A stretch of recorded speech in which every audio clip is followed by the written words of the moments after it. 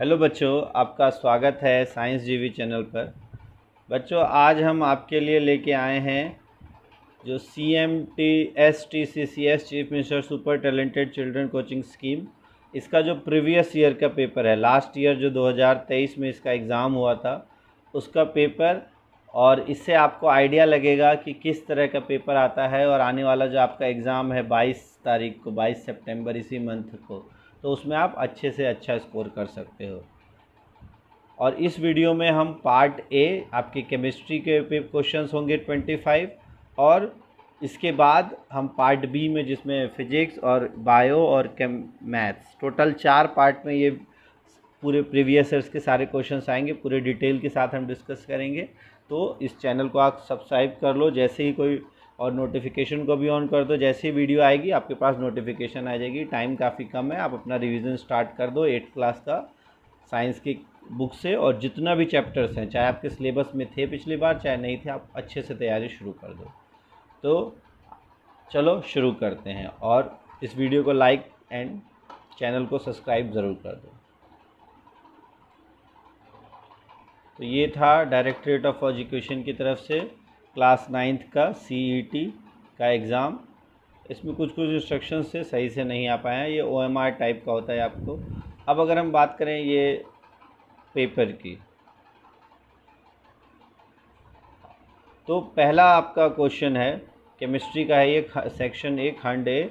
इसमें आपके 25 क्वेश्चंस होंगे और इन 25 क्वेश्चंस का आपको आंसर देना है। प्लस अगर आप क्वेश्चंस को सही करते हो तो 4 मार्क्स मिलेंगे आपको, और अगर गलत करते हो तो -1 मार्क्स मिलेंगे। देखो, एक प्रैक्टिस आप कर सकते हो। सबसे पहले क्वेश्चन आप पढ़ो और आप एक पेन और कॉपी लेके बैठो, और उसमें आप क्वेश्चन पढ़ के उसका आंसर पहले करो कि आपको क्या लगता है। जैसे फर्स्ट का आपने लिखा, जो भी ऑप्शन है ABCD वो आपने लिखा और आपको लगता है वो सही, आपने वो मार्क कर दिया। फिर जब मैं एक्सप्लेन करूँगा तब आप उससे सही या गलत कर देना। तो टोटल 25 क्वेश्चंस के बाद आपका क्या स्कोर रहता है वो ज़रूर कमेंट करना, और इससे आपको एक आइडिया भी लगेगा कि आपकी तैयारी कैसी चल रही है। ठीक है, तो शुरू करते हैं। पहला क्वेश्चन है, what will happen when you place an iron nail in zinc sulphate solution. तो जिंक सल्फेट के घोल में अगर आप लोहे की कील रखेंगे तो क्या होगा, ये आपने क्लास 9th में भी पढ़ा है थोड़ा बहुत। तो इसमें डिस्प्लेसमेंट हो जाता है, आपको वो नीले से हरे रंग में परिवर्तन होता है, से हरे रंग वाला वो ये नहीं है, ध्यान रखना। ये देखो क्वेश्चन, अगर यहाँ कॉपर सल्फेट होता तो वो होता नीला से हरा, तो ये नहीं है। अब आपको पता है जो रिएक्टिविटी, जिंक जो है वो आयरन से ज़्यादा रिएक्टिव है। ठीक है, आयरन से अधिक रिएक्टिव है जिंक, तो इसमें कोई भी रिएक्शन नहीं होगा। ऑप्शन नंबर ए इसका सही आंसर होगा, कोई अभिक्रिया नहीं होगी, क्योंकि जिंक अधिक अभिक्रियाशील है आयरन से, इस कारण से कोई भी अभिक्रिया नहीं होगी। अगला क्वेश्चन है, कैलोरीफिक वैल्यू ऑफ फ्यूल। तो कैलोरीफिक वैल्यू होती है कि कोई भी ईंधन कितने किलोग्राम में कितना जूल बताता है। तो कैलोरीफिक वैल्यू क्या हो जाता है, it's expressed in kilo joule per kilogram. तो इसका होता है kilo joule per kilogram. Option number B इसका सही आंसर होगा, किलोग्राम पर किलो जूल नहीं होता। ऑप्शन नंबर बी इसका सही उत्तर है कि 1 किलोग्राम में कितने जूल, कितनी एनर्जी पैदा होती है, उसी को हम कैलोरीफिक वैल्यू या ऊष्मीय मान कहते हैं। ये आपका ज्वाला और दहन वाले चैप्टर से आया है ये क्वेश्चन। अगला है, if you put some lemon drop in water then add phenolphthalein into it then the colour of the solution will be. कि अगर नींबू की कुछ बूंदे पानी में डालते हो और फिनोफ्थेलिन मिलाते हो। अब आपको पता है फिनोफ्थेलिन अम्ल के साथ रंगहीन होता है और क्षार के साथ गुलाबी हो जाता है। तो इस केस में अगर आप देखो, नींबू के जो ड्रॉप है, नींबू के ड्रॉप क्या होते हैं, इसमें अम्ल होता है, तो अम्ल के साथ कैसा देता है, रंगहीन। तो रंगहीन होगा इसका आंसर, कलरलेस या रंगहीन। चौथा क्वेश्चन है, आपको कंप्लीट करना है ये MgO plus H2O, magnesium oxide plus H2O, तो इससे बनता है आपका मैग्नीशियम हाइड्रोक्साइड। तो मैग्नीशियम हाइड्रोक्साइड होता है MgOH2। आपको पता है मैग्नीशियम के बैलेंसिंग होती है 2 प्लस और OH की -1, तो इसलिए इसका आंसर MgOH2 हो जाता है। Option number A is the correct answer. अगला है, in order to treat acidic nature of soil की, अगर कोई मिट्टी है वो अम्लीय प्रकृति एसिडिक नेचर की हो गई तो हम क्या इस्तेमाल करेंगे। अच्छा, इसमें से क्या इस्तेमाल नहीं करेंगे, निम्न में से क्या किस चीज़ का इस्तेमाल नहीं किया जाएगा। अब quick lime, slaked lime, calcium sulphate, copper sulphate. अब स्लेक्ड लाइम तो एक क्षार है, इसका इस्तेमाल तो हम करेंगे ही करेंगे, ठीक है। उसके बाद है आपका क्विक लाइम, ये भी पानी के साथ मिलके क्षार बना लेगा तो इसका भी इस्तेमाल हम कर सकते हैं। तो ए और बी का करेंगे। अब ऑप्शंस अगर देखो तो किसका इस्तेमाल नहीं करना है, तो ए तो करेंगे हम, बी भी करेंगे, ये नहीं आएगा। ए और बी का इस्तेमाल हम बिल्कुल करेंगे तो ये भी ऑप्शन में नहीं आएगा, तो ऑप्शन में आ जाएगा सी एंड डी, सिर्फ कैल्शियम सल्फेट और कॉपर सल्फेट का इस्तेमाल नहीं करेंगे। तो ये सही आंसर होगा ऑप्शन नंबर डी। अगला है विच of the element is stored in water, पानी के अंदर स्टोर करके रखा जाता है, सोडियम, पोटेशियम, फास्फोरस, कैल्शियम। तो इसका सही उत्तर हो जाएगा फास्फोरस। जो वाइट फास्फोरस है ये एक अधातु है, क्योंकि ये पानी में अघुलनशील होता है, इसलिए इसको पानी के अंदर रखते हैं। अच्छा, ये सोडियम और पोटेशियम का यहाँ से देखो तो सोडियम और पोटेशियम से आ सकता है, जिसको चाकू से आसानी से काटा जा सकता है, तो उसका हो जाएगा सोडियम, ये ध्यान रखना। अगला क्वेश्चन है which is the hottest part of candle flame, जो कैंडल के फ्लेम है, जो एक मोमबत्ती की लौ होती है, उसका सबसे गर्म भाग कौन सा होता है। तो सबसे गर्म भाग वो होता है जो नीले कलर का पार्ट होता है। अगर आप कैंडल के फ्लेम के देखो तो नीला कलर या नीला भाग जो है सबसे बाहरी भाग होता है। तो outer zone is the hottest part of the candle. अगला क्वेश्चन है मैच द फॉलोइंग करना है आपको, calcium hydroxide, potassium hydroxide, ascorbic acid, ascorbic अम्ल और अमोनियम हाइड्रोक्साइड। आपको बताना है किसमें क्या होगा। अब सोप, आंवला, लाइम वाटर, विंडो क्लीनर। अगर देखो सबसे पहले देखो आंवला में आपको पता है खट्टा होता है, तो अम्ल होगा, तो अम्ल एक ही दिया हुआ है, तो सी का आपका होगा सेकंड। तो सबसे पहले सी के ऐसे क्वेश्चंस को करने का ये तरीका होता है, जो आपको एक कन्फर्म है वो देख लो। अब सी का सेकंड इसमें और इसमें है, तो ये दोनों ऑप्शंस को कट कर दो बच्चे। अब ये दोनों ऑप्शंस, अब इन दोनों में देखो अलग क्या क्या है, तो तीनों अलग हैं। तो अब कोई एक चेक कर लो, या तो ए वाला चेक कर लो, ए है कैल्शियम हाइड्रोक्साइड, ठीक है, और डी है अमोनियम हाइड्रोक्साइड, और ये है पोटेशियम हाइड्रोक्साइड। तो एक है लाइम वाटर, तो कैल्शियम हाइड्रोक्साइड आपको पता है CaOH2, इसको हम लाइम वाटर कहते हैं। तो ए का हो जाएगा 3, तो कैल्शियम का हो जाएगा लाइम वाटर, तो ए का 3, तो ऑप्शन नंबर ए इसका सही हो जाएगा। बी का 1, पोटेशियम हाइड्रोक्साइड साबुन बनाने में इस्तेमाल होता है, और अमोनियम हाइड्रोक्साइड विंडो क्लीनर में। तो ये वाला ऑप्शन नंबर ए सही हो जाएगा। 9वां क्वेश्चन देखते हैं। इसमें कहा गया है विच of the following compounds used in the manufacturing of modern safety match stick, कि जो माचिस बनाई जाती है, माचिस की तिलियों के निर्माण में किसका इस्तेमाल किया जाता है। Sulphur, antimony trisulphide, potassium chlorate और लाल फास्फोरस। तो इनमें से किस किस का इस्तेमाल किया जाता है। तो अब देखो माचिस की तिली में आपको लाल लाल कलर का तो दिखाई देता है, तो फास्फोरस का तो इस्तेमाल कर दे ताकि वो आसानी से जल सके। तो डी का तो इस्तेमाल हम करते ही हैं। अब इसके अलावा और किस किस का इस्तेमाल करते हैं। इसके अलावा एक होता है आपका पोटेशियम क्लोरेट, ये भी इस्तेमाल होता है। तो सी और डी देखो कौन कौन से ऑप्शन में है, तो ये दोनों ऑप्शन बचे। अब इसमें क्या अलग है, तो बी। तो अगर आप देखो सल्फ़र का इस्तेमाल भी किया जाता है, तो ए का भी इस्तेमाल होता है, तो ऑप्शन नंबर ए सही आंसर हो जाएगा। तो ये चारों का इस्तेमाल, sulphur, antimony trisulphide, potassium chloride और रेड फास्फोरस, इन चारों का इस्तेमाल सेफ्टी मैच स्टिक या माचिस के तिलियों के निर्माण में किया जाता है। इसका ऑप्शन नंबर ए हो जाएगा। 10वां क्वेश्चन देखो, ये भी मैच द फॉलोइंग है। इसमें आपको कहा गया है सॉफ्ट मेटल, सॉफ्ट मेटल कौन सा है। तो अब उसके बाद है non metallic oxide, liquid metal और मेटल ऑक्साइड्स। तो हमेशा जो आपको पता हो उससे देखो। तो आपको पता है लिक्विड मेटल जो है वो मरकरी होता है, तो यहाँ से आप लेके आओ, मरकरी जो है वो लिक्विड मेटल है। तो सबसे पहले सी का फर्स्ट नंबर देखो किस किस में है, ठीक है। लिक्विड मेटल देखो सी का फर्स्ट, तो सी का फर्स्ट इसमें है और इसमें है, तो ये दोनों ऑप्शन तो आपके वैसे ही कट गए बच्चे। अब इन दोनों में देखो क्या क्या कॉमन है, तो ए का थर्ड होगा, इसमें भी ए का थर्ड है, तो ए का थर्ड कर दो। सॉफ्ट मेटल हो गया आपका पोटेशियम, ये हो गया ए का, ये हो गया सी का। अब बचा आपका ए का थर्ड, तो बी का सेकंड और डी का फोर्थ या बी का फोर्थ, डी का सेकंड, तो कोई एक देख लो। अब अगर आप देखो नॉन मेटेलिक ऑक्साइड, तो आपको पता है नॉन मेटेलिक ऑक्साइड एसिडिक होते हैं और मेटेलिक ऑक्साइड बेसिक होते हैं, तो ये हो जाएगा डी, ये हो जाएगा बी। तो इसका सही उत्तर हो जाएगा ए का हो जाएगा आपका 3 नंबर, बी का हो जाएगा नॉन मेटेलिक ऑक्साइड का 4 नंबर। तो ऑप्शन नंबर डी हमारा सही उत्तर हो जाएगा, D is the correct answer. अगला है uniforms of fireman are coated with, जो अग्निशामक या आग बुझाने वाले कर्मचारी हैं उनके कपड़ों पर किस चीज़ की परत चढ़ी होती है जिससे उस पर आग ना लगे। तो इसका ऑप्शंस देखो, टेफ्लॉन, मेलामाइन, पीईटी और एक्रेलिक। तो इसका सही उत्तर है मेलामाइन, क्योंकि मेलामाइन जो है, सॉरी यहाँ है हाँ मेलामाइन, तो मेलामाइन सही उत्तर है क्योंकि ये थर्मोसेटिंग प्लास्टिक होता है जो कि जो हीट है वो उसके प्रति अवरोधक होता है, जो गर्मी है उसको अंदर नहीं आने देता, और आग के प्रति भी अवरोधक होता है। तो इसका सही आंसर हो जाएगा मेलामाइन।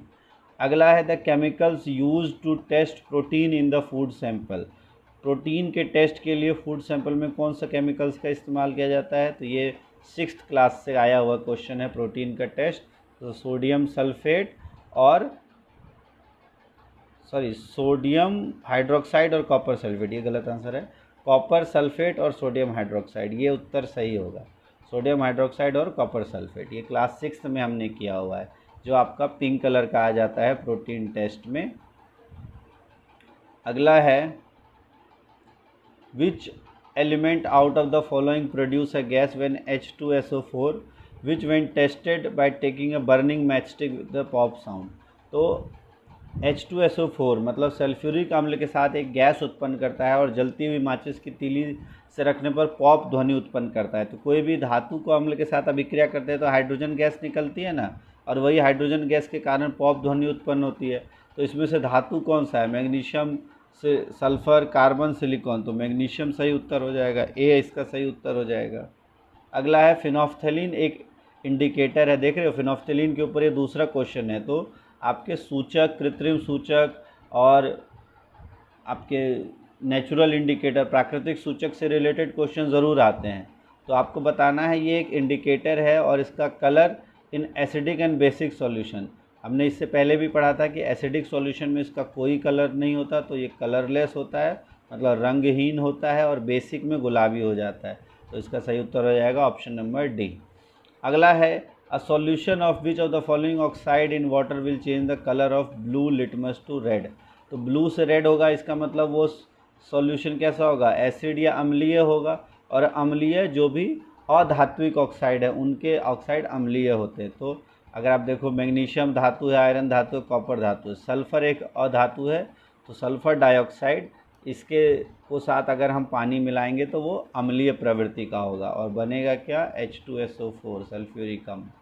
अगला देखते हैं, silk worm secrete fibre made of. Silk worm जो फाइबर बनाता है, ये जो रेशा बनाता है रेशम का कीड़ा, वो किसका बना होता है। तो इसके ऑप्शंस हैं फैट, प्रोटीन, सेलुलोज, नायलॉन। तो इसका सही उत्तर है प्रोटीन का, और उसका नाम होता है फिब्रियन। अगर आपसे कभी पूछा जाए तो फिब्रियन नामक प्रोटीन से उसका फाइबर या रेशा बना होता है, रेशम के कीड़े जो बनाते हैं। अगला है लिटमस। अभी ये देखो हमने एक प्राकृतिक सूचक और कृत्रिम सूचक के बारे में बोला था कि उससे रिलेटेड क्वेश्चंस आते हैं, ये फिर आ गया। Litmus a natural die is an extract of which of the following. किससे निकाला जाता है, तो इसका सही आंसर है लाइकेन। लाइकेन से निकाला जाता है और ये लाइकेन से लिटमस बनाया जाता है। लाइकेन एक क्या होता है, अपने 6th-7th क्लास में पढ़ा था। लाइकेन एक क्या होता है, ये सहजीवी संबंध का एक उदाहरण होता है, सिम्बायोटिक रिलेशनशिप का, ठीक है। और इसमें ये सिम्बायोटिक रिलेशनशिप का एक उदाहरण है जिसमें एल्गी और फंजाई एक साथ रहते हैं, तो ये है लाइकेन, इसी से लिटमस को निकाला जाता है। अगला है सोडियम बेंजोएट क्या है। सोडियम बेंजोएट एक प्रतिजैविक है, परिरक्षक है, दर्द निवारक या टीका।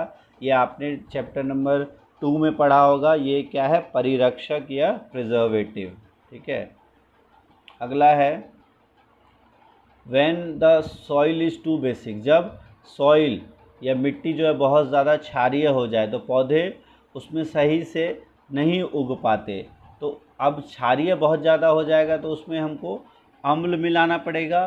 तो अम्ल के लिए इसमें से क्या मिलाना होगा? ऑर्गेनिक मैटर, कार्बनिक पदार्थ, बिना बुझा हुआ चूना, बुझा हुआ चूना या कैलामाइन विलयन। अभी देखो, बुझा हुआ चूना और बिना बुझा हुआ चूना तो बिल्कुल नहीं मिलाएंगे क्योंकि ये क्षारीय प्रवृत्ति के होते हैं। अब कैलामाइन और कार्बनिक पदार्थ में से ही कोई उत्तर होगा। अब देखो, और कैलामाइन अगर आपको नहीं पता हो, कैलामाइन अलग अलग धातु के ऑक्साइड लाइक जिंक ऑक्साइड और आयरन ऑक्साइड इन सब से बनता है। ठीक है, तो ये भी एक प्रकार का क्षारीय पदार्थ होता है, तो ये भी हम इस्तेमाल नहीं करेंगे। तो तीनों इस्तेमाल नहीं करेंगे तो ऑप्शन नंबर ए हो जाएगा, ऑर्गेनिक मैटर या कार्बनिक पदार्थ। ठीक है, क्योंकि ये जब पानी के साथ अभिक्रिया करेगा तो कार्बनिक एसिड रिलीज़ करता है, जिससे जो मिट्टी की गुणवत्ता है वो क्षारीय अधिक हो गई है तो एसिड मिलने के कारण वह न्यूट्रलाइज्ड हो जाएगी और यह उदासीन हो जाएगी और हमारा प्लांट अच्छे से ग्रो हो पाएगा। अगला है the fibre obtained by the chemical treatment of wood pulp, जो लकड़ी का जो लुगदी है उसके रासायनिक उपचार से कौन सा रेशा, लकड़ी से कौन सा रेशा निकाला जाता है? टेरिलोन, नायलॉन, रेयॉन या एक्रिलिक? तो इसका सही उत्तर है रेयॉन, और इसको आर्टिफिशियल सिल्क भी कहा जाता है। ये आप ध्यान रखना, बहुत बार आपसे पूछा जाए आर्टिफिशियल सिल्क या कृत्रिम सिल्क कैसे कहा जाता है, तो रेयॉन को कहा जाता है। और ये किससे बनता है? जो लकड़ी के जो पल्प है या कास्ट मतलब लकड़ी की लुगदी है उसके रेशे से बनाया जाता है। 21वां क्वेश्चन है, इस इन द रिएक्शन, इस अभिक्रिया में आपको बताना है प्रोडक्ट क्या होगा, उत्पाद क्या होगा। तो सल्फ़र डाइऑक्साइड प्लस वाटर, तो इससे क्या बनेगा? सल्फ़र डाइऑक्साइड प्लस वाटर से तो ये आपका बनता है सल्फ्यूरिक अम्ल H2SO4। तो H2SO4, और यहाँ अगर आप, अच्छा ये वैसे H2SO4 जनरली आपको आता है, लेकिन अगर आप देखो इसमें एक H2SO3 भी है, इसको हम कहते हैं सल्फ्यूरस एसिड। ठीक है, तो बहुत बार कन्फ्यूज़न होती है इसका H2SO4 सल्फ्यूरिक एसिड होगा या H2SO3 होगा। तो इसका सही उत्तर होता है सल्फ्यूरस एसिड, और फिर दोबारा पानी के साथ अभिक्रिया करने पर वो H2SO4 बनाता है। तो पहले एक अभिक्रिया करने पर सल्फ्यूरस एसिड या H2SO3 बनता है, अंततः H2SO4 बनता है, लेकिन पहले प्रोडक्ट जो है वो H2SO3 बनेगा। अगला है इनडाइजेशन या अपच हो जाए उसको दूर करने के लिए मिल्क ऑफ मैग्नीशिया का इस्तेमाल किया जाता है। तो मिल्क ऑफ मैग्नीशिया में क्या होगा? अब आपको पता है अपच जो है वो एसिड या अम्ल के कारण होता है, तो उसको दूर करने के लिए हम बेस का इस्तेमाल करेंगे। तो बेस इसमें क्या है? जिंक कार्बोनेट नहीं है, मैग्नीशियम हाइड्रोक्साइड बिल्कुल ये बेस है, पोटेशियम हाइड्रोक्साइड ये भी बेस है, ये भी है। लेकिन अगर हम बात करें सोडियम और पोटेशियम तो ये बहुत ही प्रबल अम्ल हैं, तो प्रबल क्षार हैं, तो इसका हम इस्तेमाल नहीं करते हैं पेट में जाने के लिए। तो इसलिए हम किसका इस्तेमाल करेंगे? Magnesium hydroxide, milk of magnesia में इसका इस्तेमाल किया जाता है MgOH2।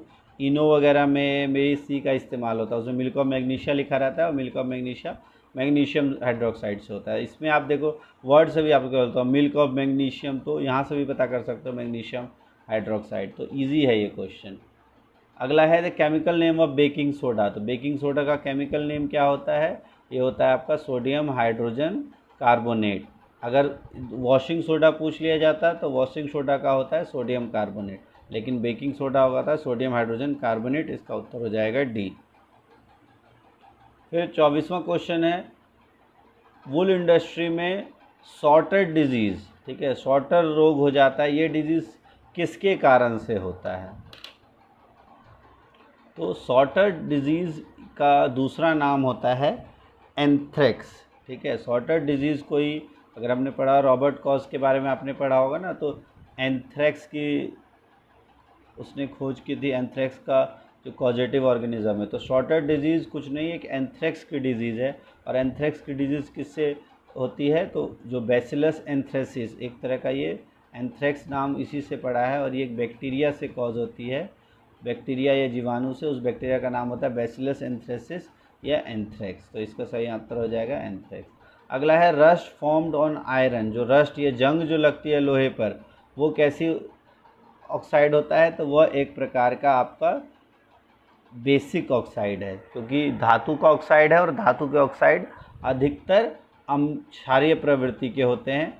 ये बस एक ध्यान रख लेना, एल्युमिनियम ऑक्साइड Al2O3 और जिंक ऑक्साइड, ये दोनों ऑक्साइड उभयधर्मी या एम्फोटेरिक होते हैं। बाकी सभी धातु के ऑक्साइड वो क्षारीय ऑक्साइड होंगे। तो ये 25 क्वेश्चंस थे आपके केमिस्ट्री के। इसमें अगर आप मेजरली देखो तो आपके इंडिकेटर से रिलेटेड थे, फाइबर वाले चैप्टर से रिलेटेड थे, एसिड बेस वाले चैप्टर से काफ़ी है, मेटल्स नॉन मेटल्स वाले चैप्टर से काफ़ी है। तो इसको आप अच्छे से इन चैप्टर्स को और अच्छे से कर लो, इसमें से क्वेश्चंस काफ़ी आते हैं। ये केमिस्ट्री के क्वेश्चंस थे। और अगर आपको बाकी फिजिक्स, बायोलॉजी और इसके भी क्वेश्चंस चाहिए तो आप कमेंट बॉक्स में ज़रूर लिखो।